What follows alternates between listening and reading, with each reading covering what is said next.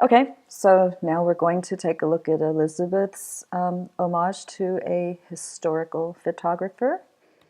And she has gone with Robert Mapplethorpe. So let's take a look at the bio here.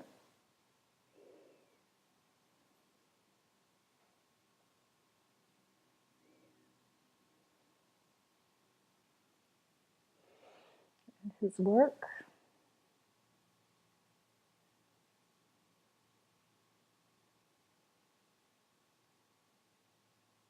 Okay, so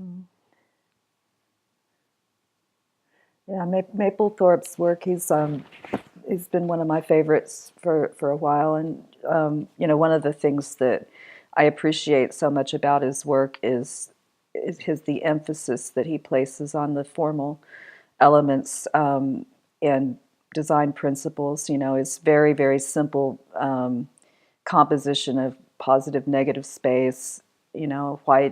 White, black, extreme stark contrast, and that's just kind of one of the things we notice about his work, regardless of what the subject matter is, he pays the same amount of attention to the physical beauty of the photograph, even if some of the subject matter isn't always that easy to look at. He finds a way to make even things that we might perceive as shocking have a physical beauty to them. And so, it's pretty easy to see the similarity here between, what he's doing is he's got this ancient Greek statue, of course, with the emphasis being on an idealized classical ideal of what the human or the god with the human face should look like. And so a lot of times with his portraits of people he's drawing, he's connecting his contemporary portraits with the same ideals of physical beauty that you could see in the Greek statues.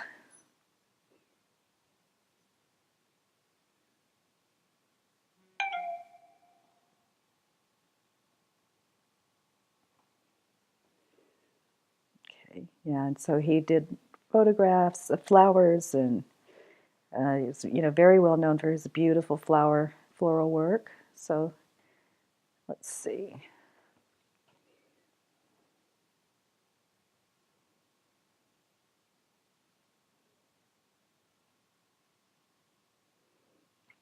Okay.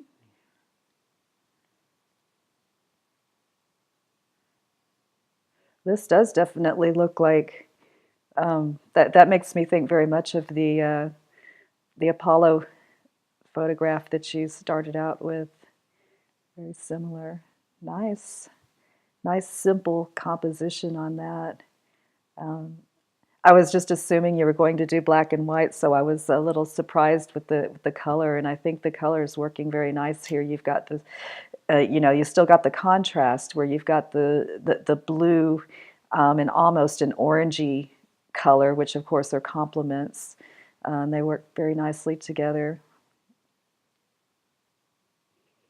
Okay, and this one I can see is very clearly based on the second photograph you showed. This one I would say maybe we've got some issues with focus. It looks a little soft right in here, and another thing that you would want to work on as you get better and better at manipulating lights and everything. We want to try to avoid harsh shadows like this. Even though you don't really have any harsh shadows on the face, you're still casting a very, very strong shadow on the wall right here. And also I'm noticing that a shutter speed of 1/6 of a second, if it's looking to me like maybe you didn't have enough light, if you had to have a super high ISO like that, you should never have a shutter speed of anything alive that could possibly move faster than a 60th of a second, and so this could, account for the softness. Um, I'm also thinking maybe your white balance looks a little bit on the purpley side. I'm not sure, but I think what you need to do if you're going to take portraits indoors is you probably just need to bring in a lot more light. Maybe even get some natural light coming in through a window, and then kind of counterbalance that with some direct or some indirect lights. But if you were just like directing a light just straight on it at his face, that's of course what's going to cause this kind of harsh shadow here and this kind of flattening quality on the face. And so it's always better to have indirect and side lighting when you're doing a portrait. Okay, oh, very nice. Now that one looks a lot like his. So you're just kind of going and emulating his compositions, which is really nice. Um, Whoops, sorry.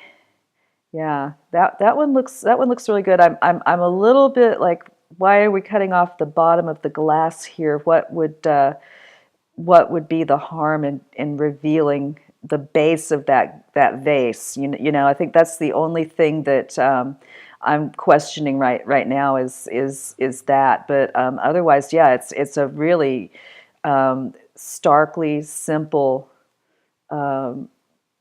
image, and that's exactly, less is more, like what you mentioned. That's exactly what one of the things that we should take away from when we look at Mapplethorpe's work. Okay, this one's pretty successful.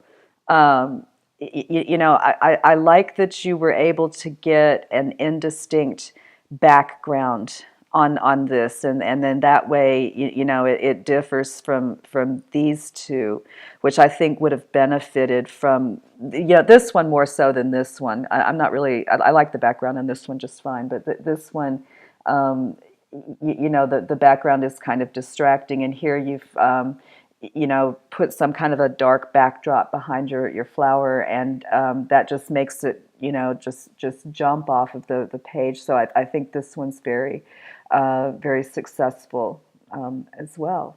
So interesting to see the various things that you guys are interested in about the photographers that you looked at, and in this case you're specifically trying to recreate his compositions, and there's some good lessons to be learned from doing that with our favorite photographers. So nice work on that. We're going to go ahead and take a look at your conclusion.